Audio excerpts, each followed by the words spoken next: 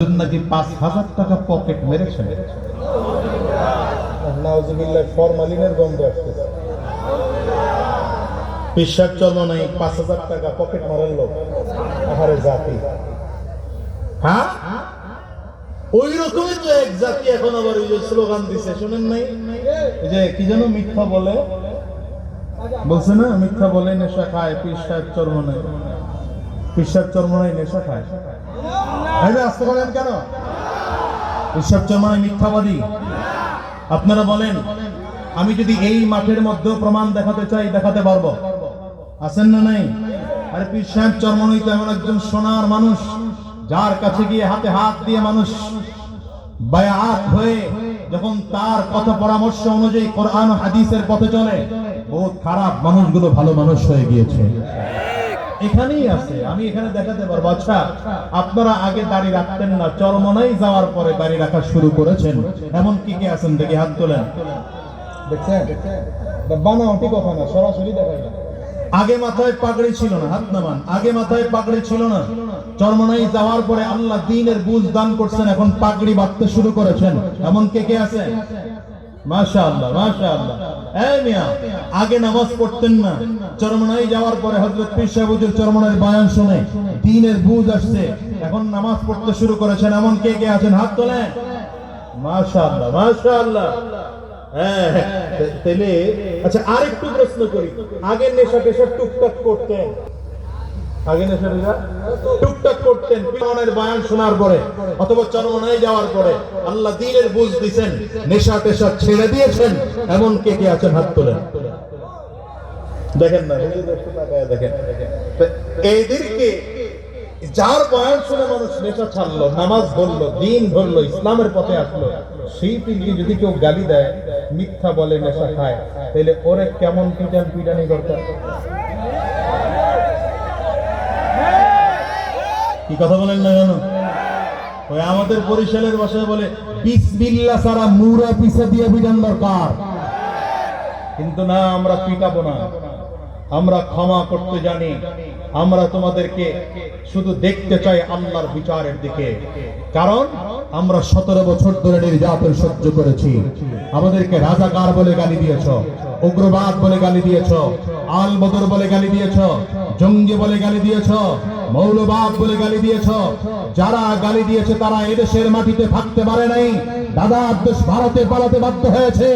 নতুন করে কেউ যদি উলামায়ে কেরামদেরকে মৌলবাদ আখ্যা দিয়ে গালি দিতে চাও, তাদেরকেও যদি রাজাকার বলতে চাও, ইসলামকে যদি তোমার বিপরীত শক্তি হিসেবে মনে করো, আল্লাহর কসম করে বললাম, সে তো দাদার বাড়ি দিল্লিতে পালিয়েছে, তোমার পালানোর রাস্তা থাকবে না, পালানোর রাস্তা। আমরা মৌলবাদ ছিলাম, আছি, মৌলবাদ থাকবো। মৌলবাদ মানে কি? মূলবাদ। কোরআন এবং সুন্নাহর সাথে যারা আছে, যারা কোরআন মানে না, সুন্নাহ মানে না, ওরা মৌলবাদী নয়। ঠিক কিনা বলে? জিন্দাবাদ, জিন্দাবাদ ইসলামী মৌলবাদ, মূল ছাড়া সব ভ্রান্তবাদ, মুর্দাবাদ, মুর্দাবাদ, জিন্দাবাদ, জিন্দাবাদ ইসলামী মৌলবাদ, মূল ছাড়া সব ভ্রান্তবাদ, মুর্দাবাদ, মুর্দাবাদ, জিন্দাবাদ। ঠিক কিনা বলে? দুপাওয়ালা পশুরা মানুষ থেকে পড়ছে বাদ, শত্রুর বলি শিখে নিজের বাপকে বলছে মৌলবাদ। গালি দাও তো মৌলবাদ বলা। আরে তোমার বাপে নামাজ পড়ে, তোমার বাপের মাথায় টুপি আছে, তোমার বাপের মুখে দাড়ি আছে, তোমার বাপে দ্বীন বিশ্বাস করে, তোমার বাপরে কি কথা বল না? মানুষ থেকে পড়ছে বাদ, শত্রুর বলি শিখে নিজের বাপকে বলছে মৌলবাদ। জন্ম মৃত্যু সবই ওদের, মূল ছাড়া তাই নাই কঠিন, ধর্মে নাস্তিক জন্ম যার ছুটছে ওরা দিকবিদি,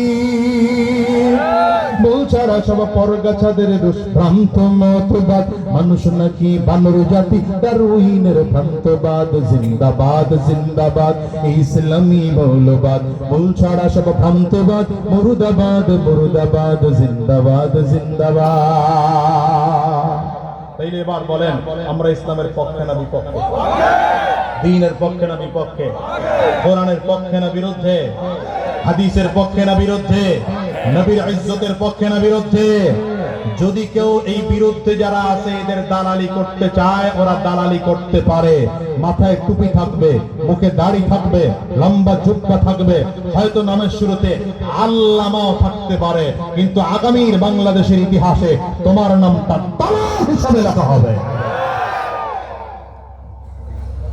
কথা বুঝেন নাই? বুঝেন? এই জন্য বলি গুণ অর্জন করো দুইটা।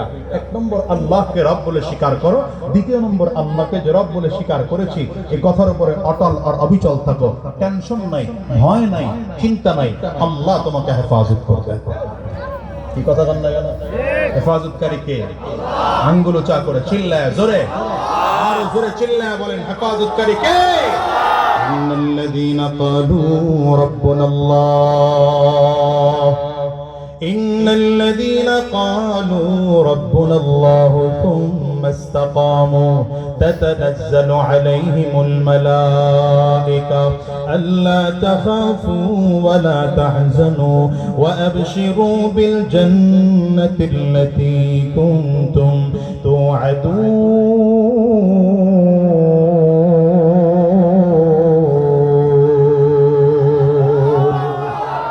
বান্দা গুণ অর্জন করতে বলেছেন আল্লাহ কয়টা? জোরে বলেন কয়টা?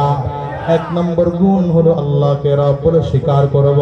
দ্বিতীয় নম্বর গুণ আল্লাহকে যে রব বলে স্বীকার করেছি এই কথার উপরে অটল আর অবিচল থাকবো। পারিবারিক জীবন থেকে আরম্ভ করে রাষ্ট্রীয় জীবনে, সুরতে, লিবাসে, পোশাকে, আচার ব্যবহার, কথাবার্তা, লেনদেন সব মনে রাখবো আমার রবকে। চিল্লায় জোরে, আঙ্গুল উঁচা করে চিল্লায় জোরে বলো কে?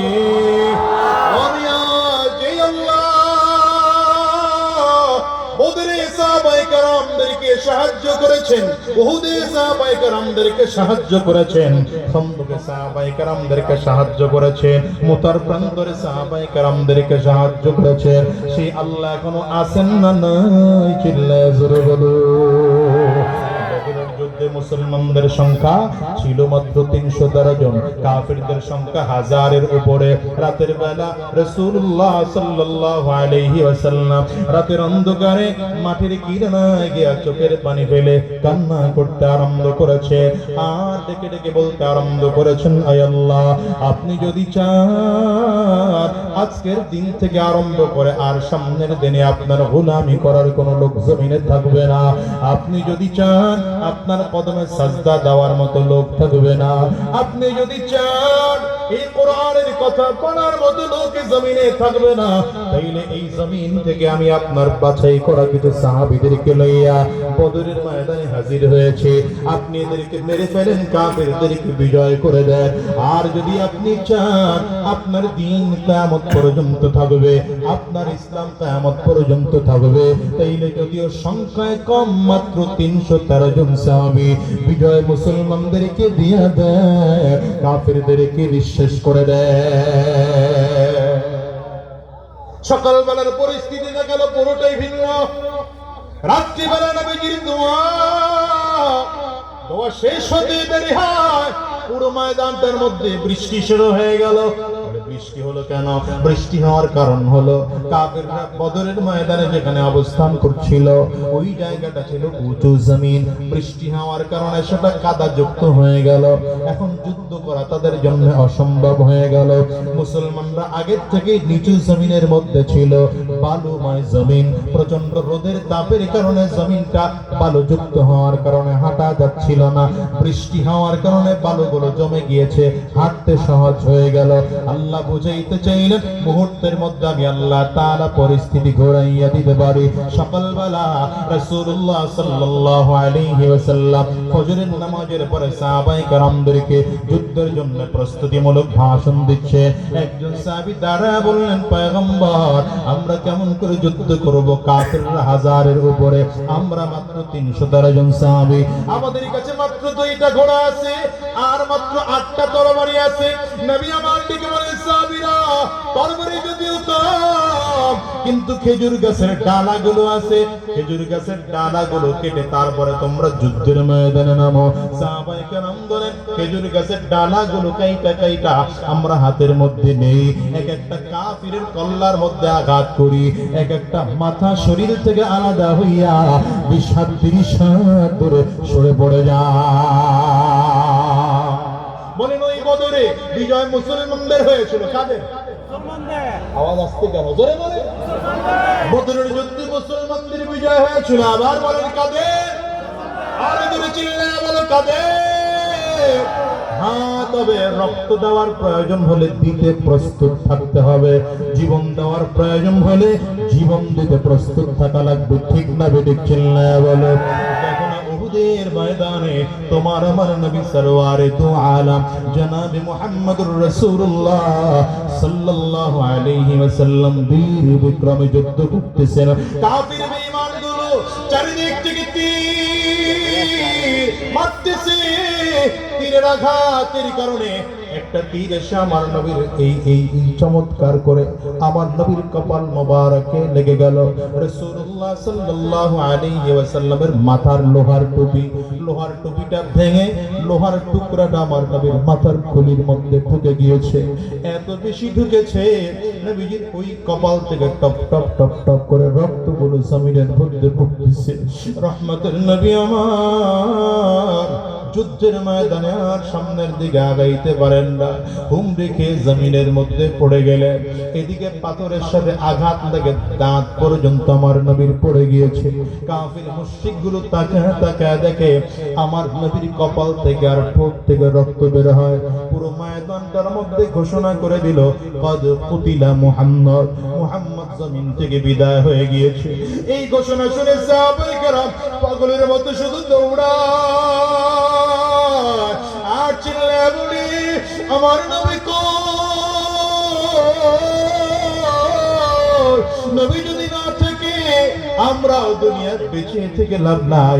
আবু বকর সিদ্দিক পড়ো উহুদের ময়দানে দৌড়ায়, ওমর ফারুক উহুদের ময়দানে দৌড়ায়, হযরত উসমান হযরত আলী উহুদের ময়দানে দৌড়ায়। আরে দুনিয়ার মুসলমান হামজালা রাদিয়াল্লাহু আনহু বিবির সাথে সেদিন আরামের দিন পার করতেছিলেন।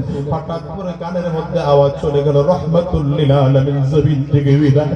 হযরত হামজালা বিবির দিকে তাকায় বলে বিবি আমার কাপড়টা তাড়াতাড়ি করে এনে দাও।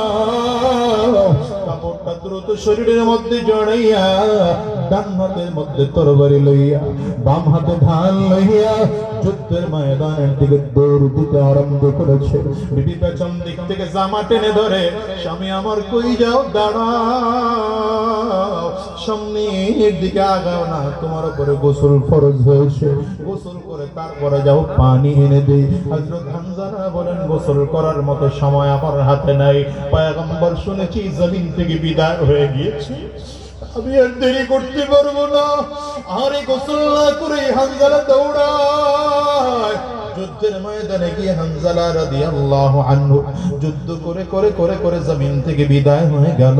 সাহাবায়ে কেরামরা পাগলের মতো আমার নবীকে খুঁজতে আরম্ভ করেছেন। কোথায় রহমতের নবী, কোথায় আল্লাহর পয়গম্বর? হায়রে কোথাও পায় না।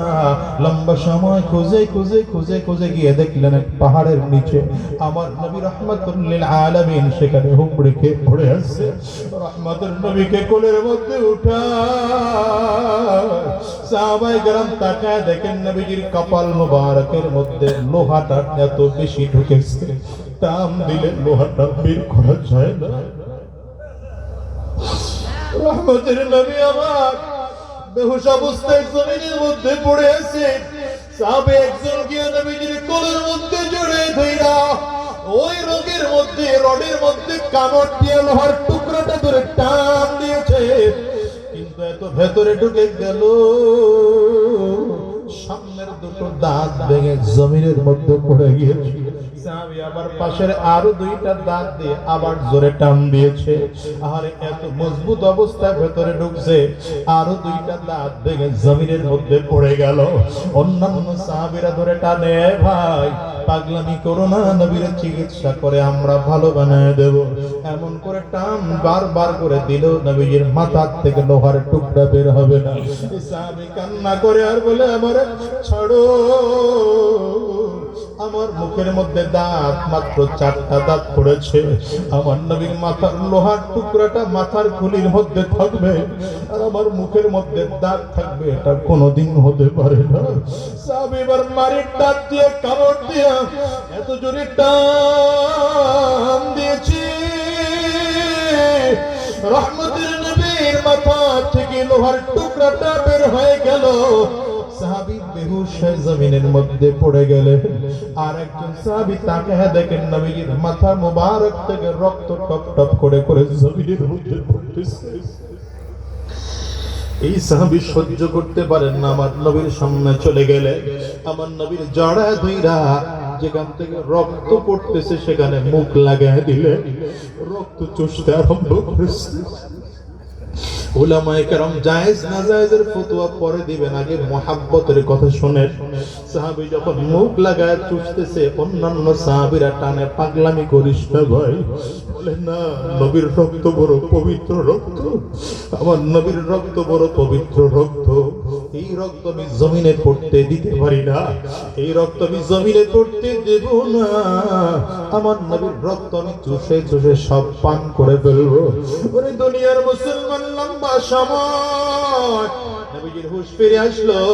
আমার নবী সাহাবায়ে কেরামদেরকে ডেকে বললেন, সাহাবীরা, আমার যতজন সাহাবী শহীদ হয়েছে উহুদের ময়দানে, এদের লাশগুলো সব আমার সামনে একত্রিত করো। 69টা লাশ একত্রিত করা হলো। আমার নবী বললেন, আমার কাছে মনে হলো আজকে 70 জন সাহাবী শহীদ হবে, কারণ আমি গত রাতে স্বপ্ন দেখেছি আমি 70টা উট কুরবানি করতেছি। আর একজন সাহাবী কোথায়, তোমরা খুঁজে খুঁজে বের করো। সাহাবায়ে কেরাম পুরো ময়দান খুঁজে কোথাও পায় না। হঠাৎ করে তাকিয়ে দেখে একজন মহিলা বিবাহের লাল কাপড় পরা অবস্থায় নবীজির ওই মাঠের কিনারা থেকে ডাকতেছে, আর লাল কাপড় উড়াইতেছে, আর চিল্লে ডাকে, নবী আমার, সব সাহাবীদেরকে তো আপনি গোসল সারা দাফন দিবেন, কারণ শহীদদেরকে গোসল সারা দাফন দেওয়া ইসলামের বিধান। ওই মহিলা ডেকে বলেন, পয়গম্বর, আমার স্বামীকে আপনি গোসল সারা দাফন দিবেন না। নবী আমার ডেকে বলেন, মা কে তুমি, বলো পরিচয় তোমার দাও, তোমাকে আমি চিনি না। মহিলা ডেকে বলেন, পয়গম্বর, আপনি আমাকে চিনবেন না, আমি কে আপনি জানেন? ওই যে গতকাল আপনি আমার বিয়ে পড়ায় দিয়েছিলেন হানজালার সাথে, আমি হানজালা রাদিয়াল্লাহু আনহুর বিবি। হানজালাকে আপনি যুদ্ধের ময়দানে আনেন নাই, কিন্তু সে যখন আপনার ইন্তেকালের খবর পাইল আর ঘরে থাকতে পারে না, দৌড়ে যুদ্ধের ময়দানে চলে আসছে। পয়গম্বর ডাক দেয়, কোথায় আমার হানজালা, খুঁজে বের করো। সাহাবায়ে কেরাম চারিদিক খুঁজতেছেন, কোথাও হানজালা রাদিয়াল্লাহু আনহুর লাশ খুঁজে পান না। হঠাৎ করে জিবরিল আমিন নবীজির কানের কাছে মুখ লাগিয়ে দিয়ে ডাক দেয়, ওগো পয়গম্বর, কান্না করা লাগবে না, খোঁজাও লাগবে না, আপনার হানজালাকে দেখার জন্য আসমানের দিকে একটু মাথা উঁচু করে তাকান। পয়গম্বর আরবি আসমানের দিকে মাথাটা উঁচু করে তাকায়, তাকিয়ে তাকিয়ে দেখে একজন, দুইজন, 70,000 ফেরেশতা হানজালার লাশ নিয়ে জমিনের দিকে নামে। হানজালা রাদিয়াল্লাহু আনহুর লাশটা অন্যান্য লাশের পাশে নিয়ে রাখা হলো। আমার নবী যখন সাহাবায়ে কেরামদেরকে খুঁজতে বললেন, হযরত আলী রাদিয়াল্লাহু আনহু বলেন, আমি একজন সাহাবীর কাপড় মুখ থেকে সরাইতেছি, কোনটা হানজালার লাশ আমি একটু দেখি, দেখতে পাই না। হঠাৎ করে দেখলাম একটা লাশ থেকে পানির ফোঁটা টপ টপ টপ টপ করে পড়তেছে। আমি কাপড়টা উঠায় দেখলাম এটা আর কেউ নয়, হানজালার লাশ দেখা যায়। হযরত আলী কয়, আমি প্রমাণ পাইয়া গেলাম আল্লাহর মেহমান যে আজকে আল্লাহর জান্নাতি পানি দিয়ে গোসল করাইয়া আমার মালিক আবার জমিনের মধ্যে পাঠিয়ে দিছে। ও দুনিয়ার যুবক, কিসের ভয় তোমার বলো? এই রক্ত দেওয়া কার? চিল্লা জোরে আঙ্গুলটা উঁচা করে বলো না, তোমার আমার শরীরের রক্ত দেওয়া কার? জবান দিয়ে কথা বলি, এই জবানটা দেওয়া কার? হাত দিয়ে ধরতে পারি, এই হাতের শক্তি দেওয়া কার? পা দিয়ে চলতে পারি, পায়ের শক্তি দেওয়া কার? চিল্লায় বলো। তাহলে আল্লাহর দেওয়া হাত, আল্লাহর দেওয়া পা, আল্লাহর দেওয়া শক্তি, আল্লাহর দেওয়া রক্ত দুনিয়ার কারো দালালি করে ধ্বংস করতে চাই না, আল্লাহর দ্বীন জমিনে বাস্তবায়ন করে শেষ করতে চাই। ঠিক কিনা? আজকে বলো, আরো জোরে চিল্লায় বলো, ঠিক কিনা? তৈয়ার আছো কারা কারা? তৈয়ার আছো কারা কারা? দাঁড়িয়ে দেখাও, দাঁড়িয়ে দেখাও।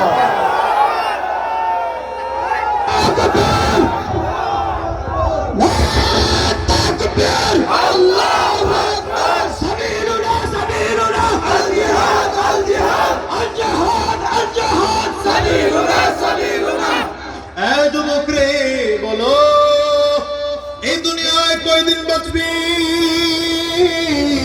আজ আছো, আগামীকাল দুনিয়া থাকবো এমন কোনো গ্যারান্টি নাই, ঠিক না? রোডিক জোরে চিল্লায় কও, চিল্লায় কও। তুমি যে বাঁচার জন্য এত দৌড়াও, ক্ষমতার জন্য এত দৌড়াও, ক্ষমতার জন্য মার খাও, নিজের দলের লোক নিজেরই মারে, এমন ঘটনা আছে না? না, তুমি গতকালকেই তো দেখলা, ওরা আফসোস করে বলে যে নিজের দলের জন্য 15 বছর এত ত্যাগ স্বীকার করলাম, আমার দলের লোক আমারই পেটাইছে, এমন বক্তব্য আছে না? নাই জোরে বল। বাবা, এই দুনিয়ার রাজনীতি বাদ দাও, দুনিয়ার তামাশা বাদ দাও, আমার মালিকের মহাব্বত কলিজার মধ্যে ঢোকাও। কেন বলি জানো? আজ এই দুনিয়া আছে, আগামীকাল দুনিয়া থাকবো এমন কোনো গ্যারান্টি নাই, বরঞ্চ দুনিয়া আসার সিরিয়াল আছে বাজা, যাওয়ার কিন্তু কোনো সিরিয়াল নাই। আমি তো প্রায় বলি, আজকের ময়দানটার মধ্যেও যারা হাজির, খুঁজলে এমন মানুষ পাওয়া যাবে যাদের সন্তান জমিন থেকে বিদায় হয়েছে, এমন আছে না? নাই জোরে চিল্লায় বল। ওই উত্তরা, ঢাকা উত্তরায় এই গত কয়েকদিন আগে যে বিমান পড়ে গেল, এত আগুন, কত ছোট ছোট বাচ্চাগুলো জমিন থেকে বিদায় হয়ে গেল। সকালবেলা মায়ের কাছ থেকে বিদায় নিয়ে বাচ্চাটা বের হইছে, মা জানে না আমার কলিজার টুকরো সন্তান আর আমার কোলে ফিরে আসবে। সন্তান জমিন থেকে বিদায় হয়ে গেল, আজকের এই ময়দানটা খুঁজতে পাওয়া যাবে কত মানুষের জন্য সন্তান জমিন থেকে বিদায়। এ বাজার, আপনারাও কার কার সন্তান জমিন থেকে বিদায় হয়েছে একটু হাতটা উঁচা করে দেখা। অনেক মানুষ এমন আছে, হাতগুলো তুলে রাখেন, যাদের মা জমিন থেকে বিদায় হয়ে গেছে, আছে না? নাই জোরে বলে, একটু হাত তুলে। কার কার বাবা নাই, আপনারাও একটু হাত তুলে, হাতগুলো তুলে রাখেন। আমার যুবকরা একটু তাকায় তাকায় দেখো,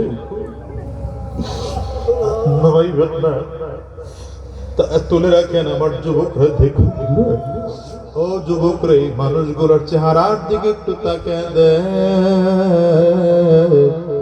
এই মানুষগুলো হাত তুলেছে, এদের কারো ঘরে মা নাই, কারো ঘরে বাবা নাই, কারো ঘরে সন্তান নাই। মা হারিয়েছেন, কেউ বাবা হারাইছেন, কেউ সন্তানকে হারাইছেন। এমন একটা দিন আসবে, আমার আপনার সামনে আজরাইল এসে হাজির।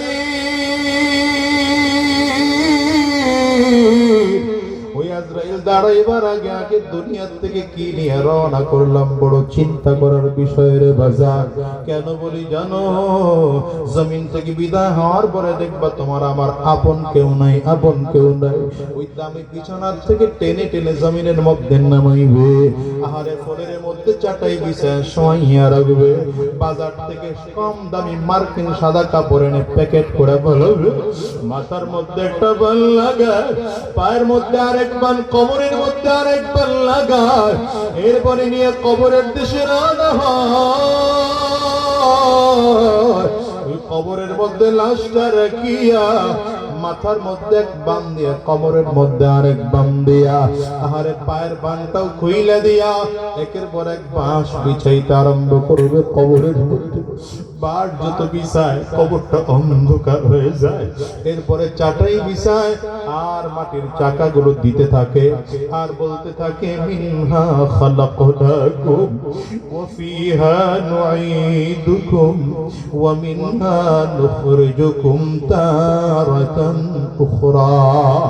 আরে দেখো না এখন কবরটা কেমন অন্ধকার, ডানেও মাটি বামেও মাটি, চক্ষু দুইটা বন্ধ করে চিন্তা করো 2-1 মিনিটের জন্য। দেখো না এবার ডানেও মাটি বামেও মাটি, সামনেও মাটি পেছনেও মাটি, উপরেও মাটি নিচেও মাটি, মাটি আর মাটি। কোথায় তোমার বাদশাহী, কোথায় তোমার ক্ষমতা, কোথায় তোমার পীরগিরি, কোথায় তোমার বুজুর্গি, কোথায় তোমার বক্তাগিরি? দুনিয়ার কিছুই নেই। এখন আপন একজনই আছেন, বলো তিনি কে? বলো এখন আপন কে? ওই মালিককে নিয়ে যদি কবরে যাইতে না পারো, কবর বড় ভয়ঙ্কর।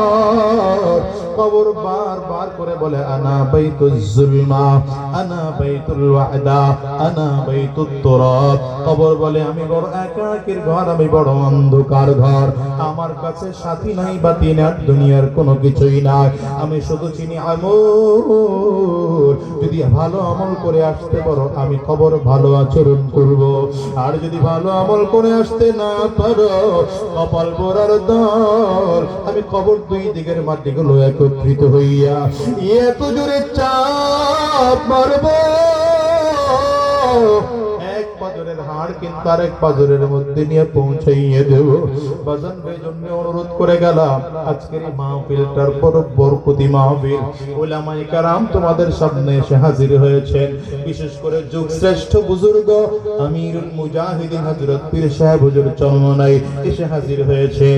হযরতের হাতে হাত দিয়া চিরজীবনের জন্য তওবা করবা, আর মালিকের কাছে ওয়াদা করবা আল্লাহ আর হারাম রাস্তায় চলবো না, আর শয়তানি রাস্তায় চলবো না, আর গুনাহের পথে চলবো না, শয়তানি পথে কদম বাড়াবো না।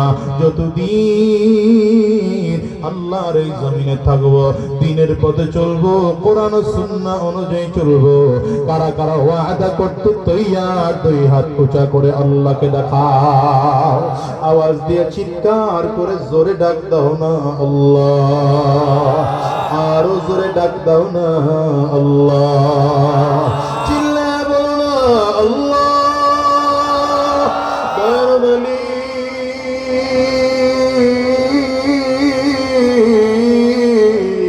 দয়াময় সবাই মিলে দুইটা হাত উঁচু করলাম, আর হারাম রাস্তায় চলবো না, আর শয়তানি রাস্তায় চলবো না, পথে চলবো না। আল্লাহ তুমি কবুল করে নাও, কবুল করে নাও।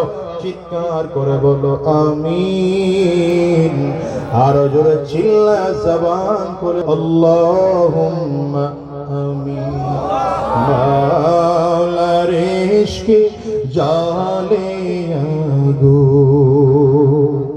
মাওলার ইশকে জালে আগো, নিভাইলে যে নিভে না, জ্বলে পুরে ছাই হইল এই যে পাগলের সিনা, জ্বলে পুরে ছাই হইল এই যে পাগলের সিনা।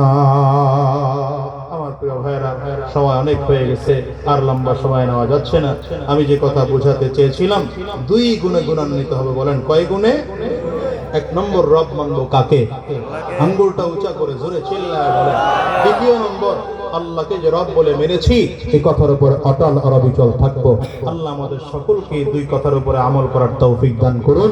সর্বশেষ আমিরুল মুজাহিদিন হযরত পীর সাহেব হুজুর চরমনাইয়ের হৃদয় গ্রাহী আলোচনা শুনে চোখে পানি নিয়ে অন্তর নরম করে কবর পথের যাত্রী হওয়ার হয়ে বিদায় হয়ে যাওয়ার তৌফিক দান করুন। আল্লাহ আমাদের সকলকে কবুল করুন, বলেন আমিন। আমার জন্য দোয়া চাই, আপনাদের জন্য দোয়া করি। দেরি করে আসার জন্য আবারও ক্ষমা চেয়ে বিদায় নিচ্ছি। আমা তৌফিকি ইল্লা বিল্লাহ। আসসালামু আলাইকুম ওয়া রাহমাতুল্লাহ।